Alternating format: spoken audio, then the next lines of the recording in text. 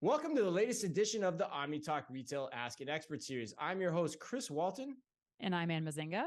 And we are the founders of OmniTalk, the fast-growing retail media outlet that is all about the companies, the technologies, and the people that are coming together to shape the future of retail.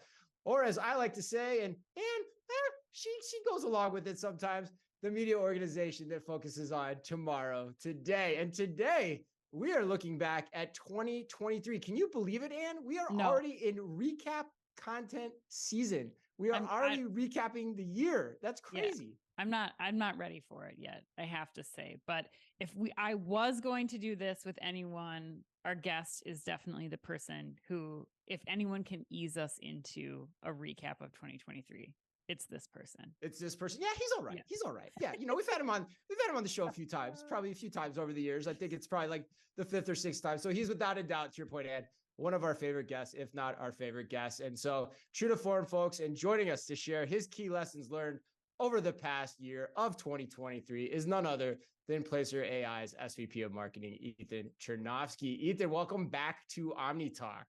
Hey guys, thank you so much for having me. I feel like the year it's half projection, 5 months of recap, and then 1 month in the middle where we actually focus on what's going on. Yes, right, 100%. Yes, that 1 month in June where all of us do the work, or July where all of us do the work, and then everything else is just like catching up or trying to predict what's going to happen. Everyone's on vacation, and we're focusing on what's actually happening. That's right. Right.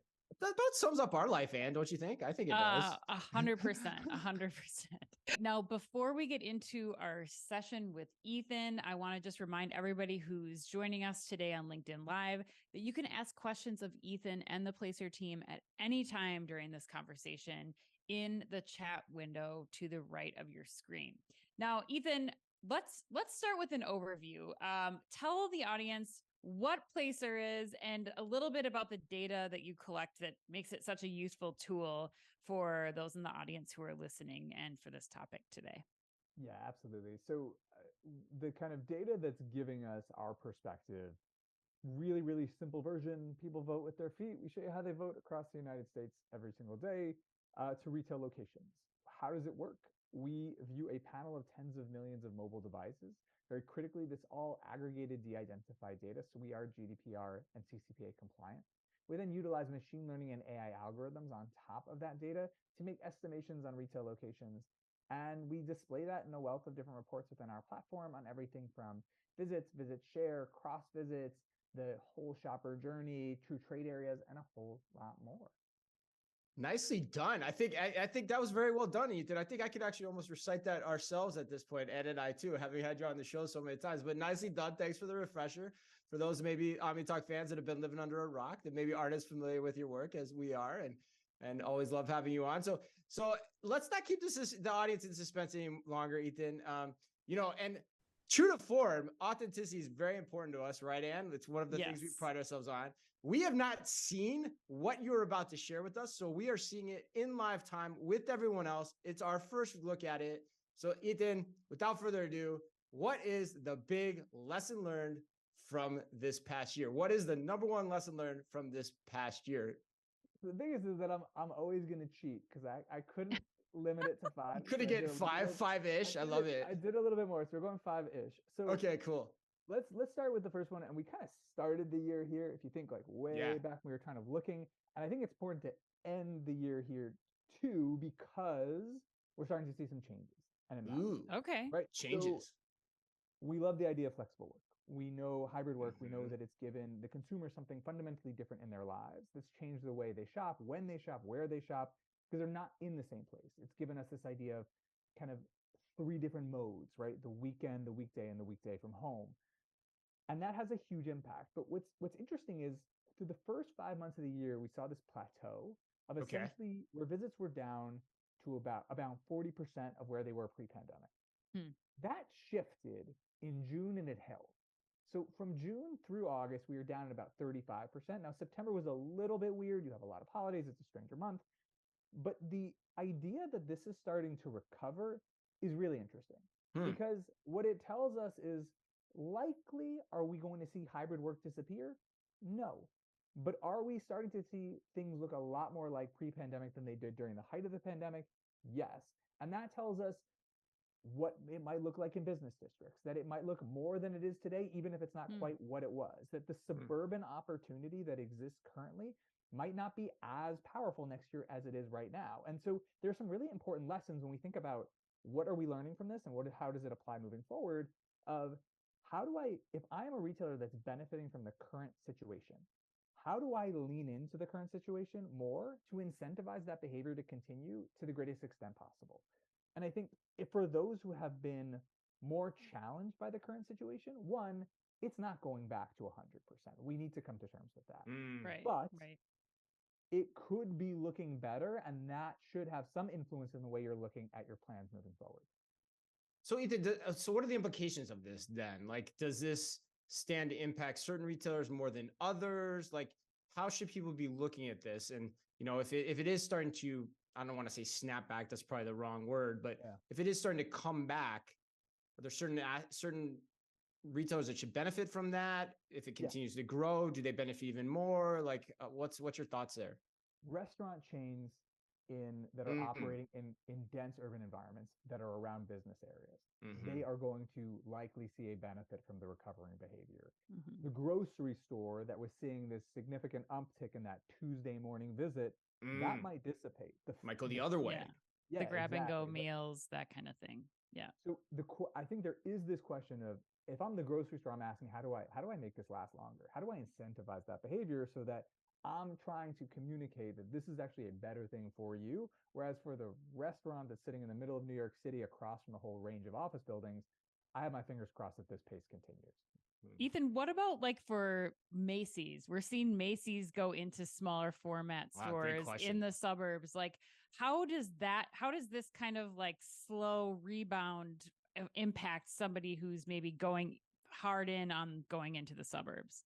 So I think Macy's needs to find new mechanisms to drive success. And so I don't know that this is such a significant change that it would impact that strategy. Like, there still is clearly something more in the suburban environment that they should be looking for. I think also their experience with like Bloomingdale's, Bloomies, and these kind of newer formats, I think obviously influences this decision making. I think this is going to have a bigger effect on, unfortunately, some of the upside, right, that was there for me, the biggest example is grocery, just because you do see that pattern of behavior shift of like, I'm going to come at a different time. And I think we talked about this here on this platform. How important it is when you see a positive behavior to incentivize. This is not a situation of the customer is always right. This is a situation where sometimes the customer shifts, and that shift is good for you. How do you make that behavior stickier? And I think that's what you're going to hopefully see from the brands who benefit from this behavior in the next couple of months. That's interesting though, because what you're saying essentially is there's another bullet in the chamber against the grocer here in the back half of the year. Potentially, you've got them competing the pressures of inflation, less units, and then also potentially the headwind now that they're facing in terms of people, moving back into the office and that type of thing, and not getting the benefit of that change of behavior like you talked about. That's interesting. Something to keep an eye on. Grocery's been in tremendous, when you look at like visit share for grocery, it's been tremendously resilient, even in the face of expansion of dollar stores, even in the face of the strength of superstores. When you compare those categories, the more our lives get busy, the more we're going to lean on things like QSR and the restaurant order, etc. It is on the grocery chains to think about how do they fit better if that recovers, and perhaps even more importantly, to think about how do I incentivize you to say, even if I'm going to go in 4 days a week instead of 3 days a week, that fourth day I'm going to go in later because I love going to the grocery store at 9 o'clock. It's quiet, it's easy, it makes my life better. I think that is the big question. And this isn't like a zero-sum game where it's all or nothing. This is obviously percentage shifts, but it is an opportunity that I think they've benefited from, that I think they would like to hold on to. Right. Now they got to merchandise to it, right? That's what you're saying. Go ahead, Ann. Merchandise, and I think about what convenience means in all these settings. So, again, making sure that you have the curbside pickup option, which might not work with like as much as delivery was when you were at home and had a larger window of time to work with. So, it makes a lot of sense. Ethan, what's next? We have to. We're not allowed to talk about retail. It's a rule. That's true. I think it is a rule now. I'm a law-abiding citizen. I'm not going to mess with it. I think this year has taught us that the promise of the physical store is really significant. And I'm gonna steal my good friend Andrew Lipsman as idea here of like the three phases. Retail media, one was online, two is offline, three is like offline plus of like pop-ups, experiences in stores and the like. And I think that's why people are so excited. And what I think we saw in 2023 was validation, right? So we had the swing to online. We know how powerful it is. But when we come back offline, Walmart's getting 60 million more uniques in the month of July than they have online. Target's getting significantly more uniques in the store than they have online. Not to mention the length of visit, not to mention the discovery mode, not to think about how close you are to the point of sale versus the other things you're looking to do online. These data points are real and they're really significant. And I think the big question that's going to happen in 2024 is, do brands effectively learn the lessons from online retail media while recognizing the potential of offline retail media to maximize its potential? And that means thinking about the journey. It can't be too aggressive. If it's too aggressive, we're not going to like it. We're going to find it annoying. It needs to be embedded. It needs to keep me in the physical space. Andy Murray, former SVP of marketing at Walmart, was on one of our webinars once talking about, he's like, I don't want to see retail media in the physical store take me to my device. That is the opposite of what I want. Right. Keep me in my environment. And so I think, can we learn those lessons? Can we embed it within a positive journey? We're going to see this kind of buzzy topic take the next step forward, as opposed to kind of going into the heap of all of the other technological or innovative concepts that just never met their potential. Right. Yeah, I'm curious, Ethan, like, where do you think we are in that journey? Like, you know, you mentioned Andrew, and shout out to him. He's a great guy, and hopefully he's watching too, potentially, but or listening later. But where do you think are we even in phase two though? Like, what like, no. Okay, good. No, Thank we God. are Okay. phase one is happened. Like, let's be clear. Phase two is like, are we going to lean in on this? We have the starts of it, but you have like things that are moving in the right direction. We had colleagues at a conference recently, and they were being told that there's groups who are working on how do we bring together lots of smaller chains to have one kind of point of sale for advertisers to be able to reach lots of large chains, because you can't have a strategy for Walmart, Target, Home Depot, Lowe's, Right. Publix, CVS. It doesn't work. It's too much. So that simplification is really important. The continued ongoing value of kind of digital screens and what's happening there is important. Rising EV, I think EV is one of the coolest things going on, and I think that signals lots of ways that the retail media could progress. I think there is a recognition now of what the promise is. I think the key is going to be who can drive value from it, because the faster that happens, the more you'll see the copycats and those who want to jump in on this. Okay, well, let's roll. Let's keep rolling. Let's see what's 3-ish, Ethan. 3-ish. I know this is new. I know you're going to be shocked by this. Product is important, right? Product is a little bit. Right? Yeah. If you want to stand up and sit back down to kind of let this sink in, please go ahead. Stand up and then sit back down. Is that what you said? This is a big statement, right? And then, so I want to. Sometimes, and I've done this before in this format, in this forum, where we have said things that you're like, what? That's obvious. I'm like, yeah, but nobody's doing it and nobody listens to it. So this is one of those places. And I'll give you my favorite example of this is kind of Barbie, right? Theaters are dead. Nobody's ever going to go to the theater again. Why would anyone ever go to the theater? All of a sudden, there's like buzzy topics. Everyone goes to the theater, right? It's this. We get a question very often of like, is it experiences at the expense of products? Is it this product at the expense of that product? The answer is that's too simplistic. Great products win. If you lean in on great products, if you find them, if you market them effectively, they're going to drive crowds. They're going to drive transactions. If you have poorly fitting products, you're not going to succeed. So think about your favorite, tear-jerking deep drama. You don't need to go to the theater to watch that. It's not going to fit. We just, there's the new Napoleon movie coming out, and the director's cut is like 78 hours. And it's going straight to streaming. Why? Because nobody wants to be in a theater for that long. That makes sense. We need to think about how we bring the right products to the right places. I'll give you another example. The idea of Lululemon and Nike and all of these things of like, we try to bend over backwards for, it's athleisure. And it's the fact that we're working from home more. So I wear a button-up shirt and then I'll wear my athletic, comfortable pants. it's not just the fact that they're comfortable, it's the fact that people love the product. So I do think there is this element of we over exaggerate in some cases to try and be simplistic the death of this segment, the death of the rise of this other segment. When it is so much more micro than that, and it's about these companies having the right products to bring to the right people. The thing I would say is like it's differentiated product. That's really what you're talking about here. It's products that you can't get anywhere else, because then that's where the experience comes into play, right? Like if I can get the same product at retailer A and retailer B, then I'm choosing based on brand, experience, and price, right? But if it's truly differentiated product, like the case of Barbie, the only place I can get the Barbie experience that you want is in that movie theater watching it that way. I think that's the nuance that I would add to this discussion. Go ahead, Ethan. No, I think you're dead on. I think it's this idea of like, it's not, I think convenience is overrated. So it's not like, I don't think it's the most important thing. I actually think it actually falls further and further down the list when we think about what we really want. Now, that's not all products. If I want, paper towels, I want paper towels and I want them in my house when I need them. I get it. It's over-oriented on the convenience spectrum. But for something like a movie, the primary consideration is not, is it convenient for me to see it in that format?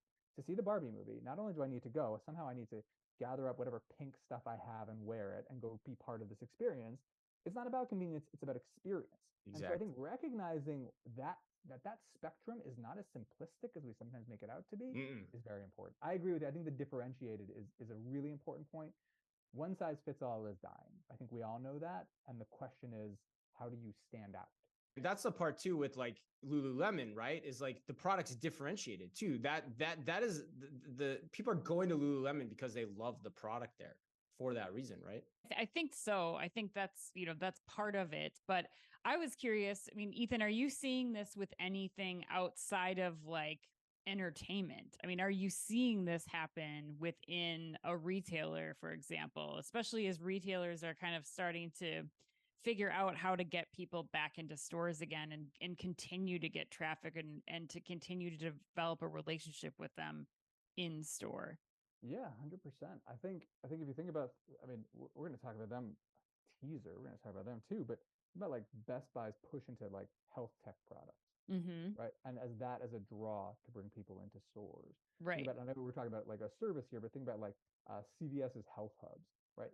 Things that are differentiated, that are interesting, that are valuable, that give you an excuse to come to a store, and then you're going to do more when you're in that. I think this is all about having high quality products that speak to a specific audience that I want to have in my location. All right, Ethan, let's go on to number 4. And this is one that I'm like obsessed with, because I think it's an idea that to me, it was really brought to me by someone else, and so it kind of sunk in this way of shifting the way I viewed kind of experience in retail. And it's this idea of like experience, not experiential. And I think one of the biggest challenges that we hear from retailers, we hear this a lot from our kind of real estate customers as well in the retail space, is how do we create these experiences that are exciting, that are going to get people to our centers, get people to our stores? How do we have some installation, the climbing wall, the big event? And not minimizing any of those things. They all have a time and a place. But I think we sometimes lose out on the idea of like, what's experience within retail? And sometimes experience is what's embedded into why you shop there. The reason I go to a store is for the experience. So for example, I mean, we mentioned, Lululemon, and they do all this great stuff with kind of yoga studios and that's building brand. And there's no question that that's valuable. Is that why people are buying product? No, I don't think that is why they're buying product. I think when you look at places like, Marshall's, the treasure hunt experience that we talk about ad nauseum with Off-Price, it works, it fits. The idea that there is an experience that makes sense within that store environment. There's a reason I come there. We think about, Best Buy, whether it be the way they do service at the store, whether it be the ability to touch and feel products that I want to purchase, the over orientation I have to go and play with something before I want to buy it, especially when it's a higher ticket item. Places like Home Depot that really focus on service and experiences and helping to guide you in the process of what you're going to go through, especially for that do-it-yourself, enthusiast.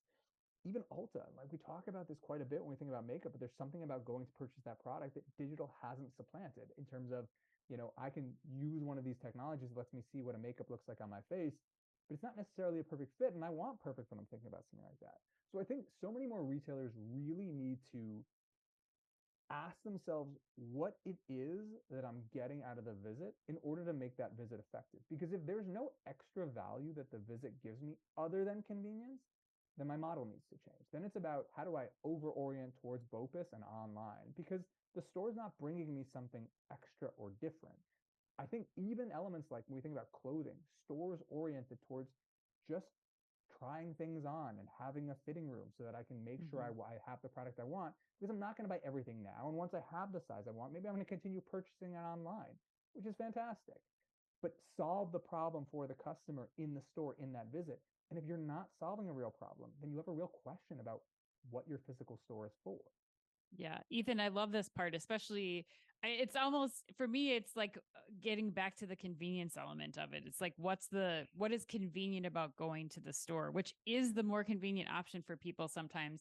Is it that I know you're going to have the product in stock, like you've invested in, product updates so that I can look online before I go into a store and know that I'm going to be able to execute on my mission of not only, getting a makeup recommendation in the right tone that I need at Ulta, but then also that you actually have the product. I don't have to order it online or do any of those things. So I think about it from that lens. I don't know if you are seeing things that follow that thread, but it seems like, it's not about how many, which influencer is going to be at the store that week or what kind of experiential execution they're doing, but like, how do I actually pay off the convenience of being able to go into a physical store and execute on a mission?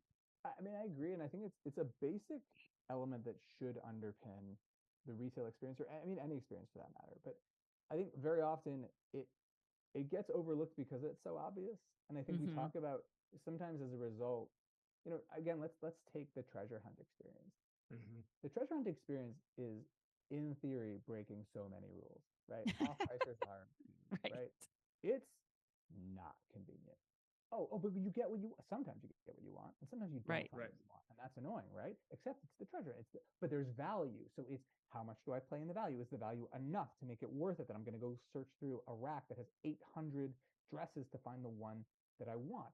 They also have such a scattered mix of things. All of a sudden, you're walking past the shoe section, and there's toys everywhere, which makes perfect sense. That's the mindset I'm in, right? And then there's like things for your house, and there's element not. The idea that some of this stuff doesn't make sense, but still works, I think is really important. And it asks, like, what do we expect from the retailer? And what is the retailer providing? Sometimes it's not as simple as, it's making it more convenient or easier. Sometimes we can raise our hands and say, you're right. I don't understand why this works so well, but it does work. And there's the magic and the experiences in that.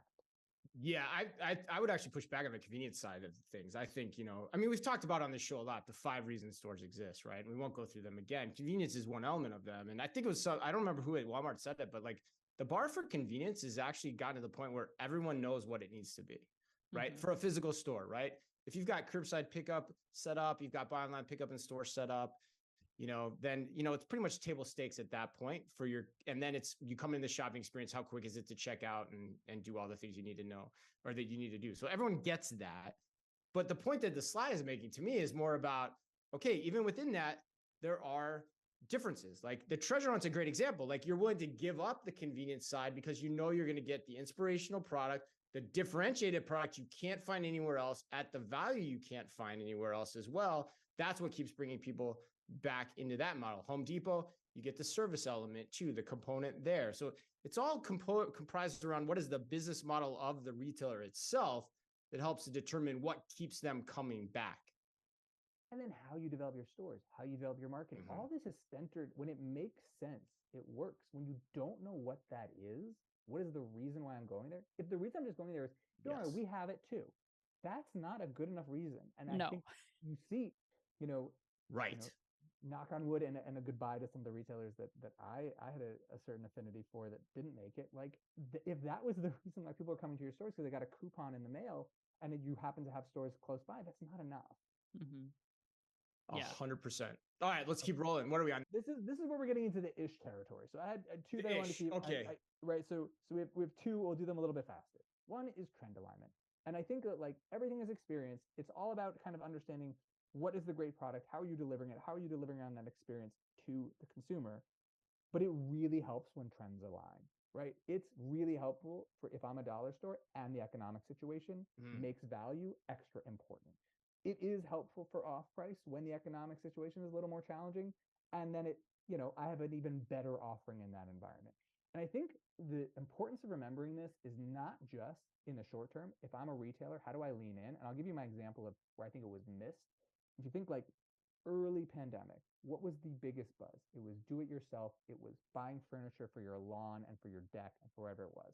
There were a lot of retailers who had that element as a part of their business. Very few of them were pushing that or emphasizing it. Even on their websites, which is much easier to implement change, right? Hey, you know this thing that's really hot right now? We have it too. That ability to quickly to move into kind of trends is really important, and it obviously presents some advantages and it presents disadvantages. Some brands are not going to have the same upside in a very short period of time, and it's okay. We need to temper our concerns and probably our excitement for when those kind of shifts happen. What you really want to see is the brands that are most effective at offsetting those negatives and leaning into the positive. So my favorite for this is Starbucks. Starbucks always launches some ridiculous drink that is not that exciting in the middle of the summer when they have a lull, right? Why? Because they're throwing a dart at the board. It's not their best time. They're trying to see what they can do to bump up visits. And then they focus on their pumpkin spice latte launch. They lean in heavily to Black Friday. They master their Red Cup Day, where you also sign up for the loyalty program. That understanding of when are my highs, when are my lows, how do I lean into my best periods and try to offset my negatives is a tactic, I think, or an approach that I think has a tremendous amount of value. The other thing I gained from this slide is like going back to the last conversation too, like the department stores on this thing, like there you talk about it, not, non-differentiated product. What I can get at one is the same thing I can get at the other. You might play a little bit on the service element if you're like a Nordstrom's or higher end Bloomingdale's, but when you get right back down to it, that's a tough space to play in consistently over the long run. And it seems like it's bearing out in the numbers too. Yeah, you get a lot of store closures. You have a lot of challenges in explaining what it is here that we do that's so interesting and why you need to do it here. I think, take the opposite of, you talked about the service. Like Chanel launched the store where it's appointment only. To me, that's where retail's going. A retailer that is very unapologetically understanding what they're trying to accomplish with each location, as opposed to how do I create this kind of the widest possible tent and hope that people will come in, even if the experience has to be watered down as a result. Ethan, I'm curious if the off-price retailers, we're seeing on the slide that, of all of these retailers, they're having increases in visits. Do you think that, the onslaught of apparel that everybody had, that they overbought and are probably that has moved into this off-price sector has anything to do with that there's maybe more available products, that it's newer, that the trend alignment maybe is better than it's been in years past? Do you see any of that causing an impact here, or is it too soon to tell? I don't know. It's an area where I don't think my expertise speaks to enough for me to like really give a good answer. It's very possible that it does. It's possible that it doesn't. I think they have a bunch of things working for them. Obviously, the short term, you had people looking for value more. They have a very clear differentiated offering that everyone's looking for. Inflation is a good example. People moving to the suburbs, right? If you are living in the suburbs, you are probably a stone's throw from one of these locations. That's more valuable. If you have more space, if you have more time, like if you're home more, if you have your weekend trip to the grocery store went away, all of a sudden you have an hour and change to walk through Marshalls and or Ross, wherever it may be. So I think there's a lot of things that worked in their favor. I don't see a lot. Some of those hopefully will go away. But I don't see a lot of those going away, which is why I think we'd be so bullish on that space. It's an interesting point though, and like if you look at the correlations of this over time, if you get in a situation where the mainline apparel retailers are overbought and they have to liquidate their inventory, does that push more traffic into the off-price sellers like the TJXs of the world, and they reap the benefits of that? That'd be curious to see over the long run just how correlated the traffic data is in that regard, and at what point does it hit its max, right? Because there's so much discretionary spend that the consumers has. That's what's fascinating about this too, is that you're seeing those traffic increases even on discretionary categories, which the off-price retailers play into for the most part, especially in the apparel space. All right, Ethan, what do we have next Last up? One. Final Big lesson. Final lesson. Okay. Final lesson. You don't need to think about anything else next year, no matter what they jump in. All those DTC nuggets balance. we dropped, just forget them all. Just forget Ignore them all. By the way, just go with this even one. the other 5-ish, who cares? This is the only one I care about. No, I think DTC balance, and this is something that some really smart people have been talking about for a while, and this is at the height of the kind of everything's gonna be owned. I don't need any wholesale relationships. I'll just cut all of those. Right? There are some really smart people saying, actually, you want those too, and it's about how do you use them all together. And I think this year has kind of really emphasized that point. So if there was any doubt about like, hey, every brand's going to have 200 stores across the country and they don't need wholesale relationships anymore, that's not the case. I think it's about having this mix. For most, it's going to be a small number of owned locations that allow them to get their brand across in key areas. Really interesting question will be, where are those key areas now and how have those key areas changed within the kind of wider environments and the shifts we've seen? But the idea that we're going to have this, every digitally native is going to be like Warby Parker or Allbirds. It's not the case. I think we have to lean into that, understand it, and recognize that there's going to be a different type of balance. And by the way, when we think about all the challenges for like department stores, that's still one of their advantages. And one of the things to lean into, if I can I build my brand around the idea that you can't get this everywhere? And are there relationships I can create that allow me to differentiate myself? Can I create experiences in the stores that make it more effective and more valuable around the recognition that those wholesale channels are still very valuable to retail, to kind of product companies? Yeah, especially with the growth that we're seeing from companies like Shields and Bass Pro Shops and Dick's Sporting Goods. I mean, given the numbers that we see in front of us here, decreased visits to sportswear and sporting goods stores, they definitely are doing what you're saying, Ethan, and leaning in heavily to the experiences that you can have in that space, in addition to being the place where you get the product. So I think that's going to be something we'll have to pay close attention to. Yeah, that's an interesting question too, Ann. In closing, I want to get Ethan, what are your thoughts on that? Because Ann and I've been talking a lot about that. We talked about it on a recent podcast too. Like if you're in these spaces that you've been discussing today with us, like, would you be going big or small? Like, how would you be size of location? Yeah, in terms of size of location. Because Ann's right. You've got Shields and Dick's on one hand going bigger to try and play up the experiential aspects around the products that they're selling. And then you've got the examples like Bloomingdale's, Macy's going smaller. And there's probably not one right answer for the context, but how do you think about that in total? I think we could name 10 brands right now and come up with 10 different strategies. My favorite approach, I'd say, is the Lululemon approach. Lululemon has their kind of larger format, super experiential oriented. I've got a yoga studio, a juice bar, get a massage. Oh, by the way, we also sell products here. They have stores that are like really small format in the middle of a mall, go and get the product you want. And they have others that are somewhere in between in terms from a sizing perspective and what they're looking to achieve. Yeah. To me, I want multiple formats to be able to reach audiences in different ways. Like, and I want to be able to move. Like, I think flexibility is really important. Obviously, you don't want to put a store in a place and then change it every year. It doesn't work. Can't do it. Yeah. You can't make that work. But I do want to have flexibility to go into places with a clear reason why, not, hey, I only have one format. How do I jam that format into this large urban environment? I want to be able to have some flexibility. And, let's take an example. What's not on here. I'll talk about a brand that I personally love very much.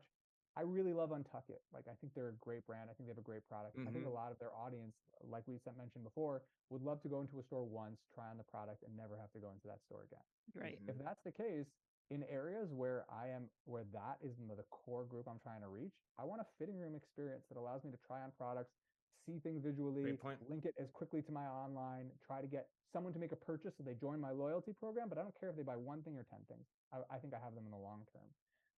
Whereas if I'm doing something in a major city, I might want it to be more experiential, much more like, hey, this guy's walking in with his partner, and that partner is less about just trying on. They want to see how it looks. They want to get a vibe. They want to feel excited about it. I want to have multiple formats that I can utilize in the ideal space. So I think flexibility is almost the priority, obviously within a specific amount of range. Like, you don't want an infinite number of options. It doesn't work. But I think flexibility is key. So, spoken like a true consultant, then the answer is it depends. It depends, right? And you want to be strategic and surgical in your approach of how you want to design your store formats and not think that one silver bullet answer of format is the right answer going forward. Is that what you're saying, Ethan? I feel like I'm saying that, but I'm also adding that like these ideas are super important, but if they don't work for you, it's because you didn't apply them right. And had I told you how to apply them, it would have been no, I think like obviously like I think you're nailing it. I think what we're talking about, a lot of the things that we've said today are not like rocket science. It's really about application. I think things like experience or product. It's going back to fundamentals. Yeah, no, this isn't like, oh my God, I can't believe you think that products are important.